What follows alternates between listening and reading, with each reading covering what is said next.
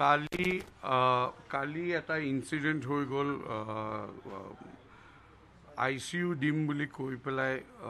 এনেকৈ পইচা লৈ গ'ল মানুহৰ মোৰ এটাই ৰিকুৱেষ্ট এৱাৰনেছটো থাকিব লাগে মানুহৰ কি GMC এখন ডাঙৰ বিশাল হস্পিটেল য'ত 3000 ওপৰত বেড আছে ইয়াতে ডেইলি পেচেণ্ট আপ ডাউন 10,000 ওপৰত হয় মানুহ পেচেণ্টছ চবকেতো চেক কোন কি হয় এয়া কৰিবলৈ চেকিঙৰ এনেকুৱা ছিষ্টেমটোতো ক'তোৱে নাই এইটো ইট কেন হেপেন এনিৱেৰ মলতে কওক GMCতে কওক কিন্তু কথাটো হ'ল মানুহে যেতিয়া কয় কি ICU দিব খুজিছোঁ বা সেয়া কৰিব খুজিছোঁ তেতিয়া অথেণ্টিকেট কৰিব লাগে যিমানে হওক দুখীয়া মানুহ এজনে যেতিয়া পইচা ওলাই দিয়ে সেইটো আমাৰো বৰ বেয়া লাগিছে আৰু এইটো মানে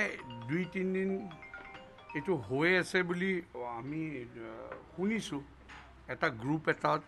কাম কৰি আছে এতিয়া কথাটো হ'ল মই ঘটনাটো কালি 12:30 বজাত হৈছে কিন্তু মই ৰাতি